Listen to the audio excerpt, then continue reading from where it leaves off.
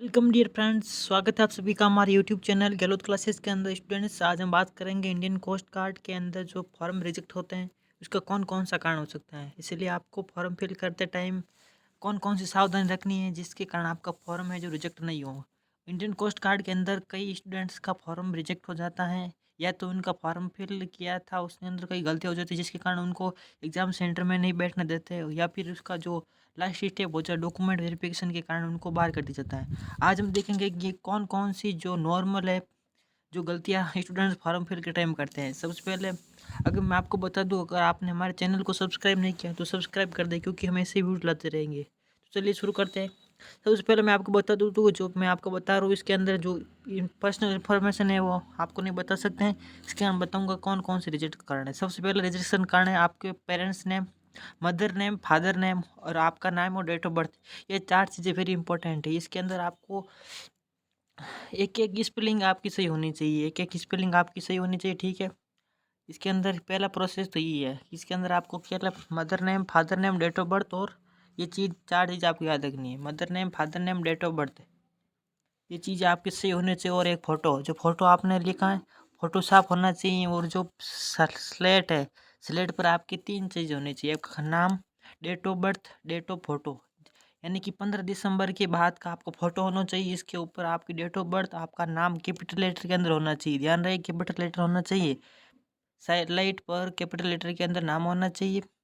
और उसके बाद है आपका डेट ऑफ फ़ोटो। 15 दिसंबर के बाद आपने जो भी फ़ोटो खींचा है वो फ़ोटो होना चाहिए। अब आगे चलते हैं, अगले कौन सी गलती हो सकती है। हाँ, ये बहुत इंपॉर्टेंट है। इसके अंदर जैसे आपकी जो 10th की परसेंटेज होती है वो कैसे डालनी है, जिसके अंदर आप ये तो ऑटोमेटिक हो जाएगा।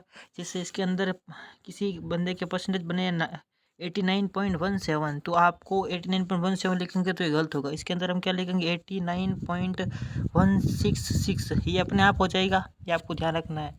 इसके अंदर पॉइंट के पीछे के 3 डिजिट लिख रहे हैं, ना कि एक डिजिट के, यानी 1.66 का आप 7 कर दीजिए। इसके अंदर आईसीजी के अंदर एलो नहीं है, ये आपको ध्यान रखना है।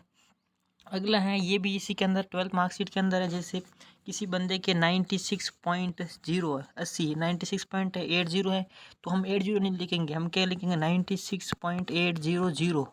ये से मतलब कंप्यूटर से अपने आप हो जाएगा। अगर नहीं होता तो आपको करना है।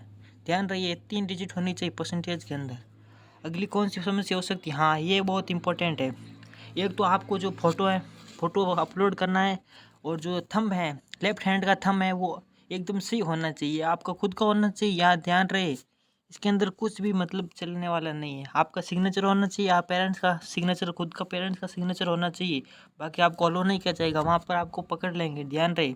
और जो ऊपर इंटरेक्शन पड़े हुए जो आपको जो पीएनजी फाइल है वो किसके बीच होनी चाहिए, 10 KB से 100 KB के बीच जो फॉर्मेट होना चाहिए।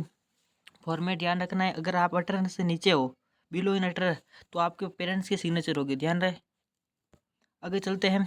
हाँ, अगला है जैसे अपलोड डॉक्यूमेंट, आप आईडी फ़ोटो के अंदर जैसे आपने आधार कार्ड आईडी फ़ोटो दिया है, तो आपका आधार कार्ड है, आधार कार्ड स्कैन होगा, ठीक है ना। आधार कार्ड आपका स्कैन होगा, आधार कार्ड एकदम साफ होना चाहिए, स्कैन होना चाहिए। और उसके अंदर date of birth, father name, mother name जो भी हैं वो 10th बेस की मार्कशीट, 10th और 12th की मार्कशीट से मैच होना चाहिए, वरना आपका फॉर्म 100% रिजेक्ट हो जाएगा। यह गारंटी देता हूँ मैं, कई बच्चों के रिजेक्ट हुए हैं। आपका आधार card, 12th marksheet, 10th marksheet के अंदर जो डिटेल है वो सेम होनी चाहिए, ये ध्यान रखना चाहिए। इसके बाद है बर्थ सर्टिफिकेट के अंदर आपको 12th की मार्कशीट डालनी है। कौन सी मार्कशीट डालनी है, 10th की मार्कशीट डालनी है बर्थ सर्टिफिकेट के अंदर। बर्थ सर्टिफिकेट के अंदर 10th की मार्कशीट के अंदर जो डेट ऑफ बर्थ है वही आपका डेट सर्टिफिकेट माना जाएगा, ध्यान रहे। आगे है, हाँ जो बच्चे मतलब ओबीसी, SC ST EWS के अंदर आते हैं वो उसका सर्टिफिकेट होना चाहिए। सर्टिफिकेट भी सेंट्रल का होना चाहिए, ना कि स्टेट का। स्टेट का होगा तो आपको फॉर्म 100% रिजेक्ट हो जाएगा। किसका होना चाहिए, सेंट्रल का, यानी कि इंडिया का होना चाहिए, यानी कि no other state only for centre, ध्यान रहे। आगे चलते हैं। आगे 10th की मार्कशीट आपको अपलोड करनी है। फोटो कॉपी को अपलोड नहीं करेगा, ओरिजिनल 10th की मार्कशीट स्कैन करके अपलोड करनी है, ध्यान रखना है, ठीक है ना। आगे चलते हैं। आगे है 10th मार्कशीट सर्टिफिकेट। इसके अंदर भी आपको 10 मार्क्स सर्टिफिकेट की जगह आपको 10 की मार्कशीट अपलोड करनी है। आगे है 12th मार्कशीट, 12th की मार्कशीट ओरिजिनल अपलोड करनी है, फोटोकॉपी अपलोड नहीं करनी है। बार बार बता रहा हूँ, फॉर्म रिजेक्ट हो जाएगा। आगे सर्टिफिकेट के अंदर भी 12th सर्टिफिकेट का आपको मार्कशीट अपलोड करनी है। हाँ, अब आता है डिक्लेरेशन। डिक्लेरेशन के अंदर आपको खुद का लिखा होना चाहिए, और जिसके अंदर आपको ध्यान क्या क्या रखना है। एक तो थोड़ा इसको बता देता हूँ। डिक्लेरेशन आपका खुद का लिखा होना चाहिए।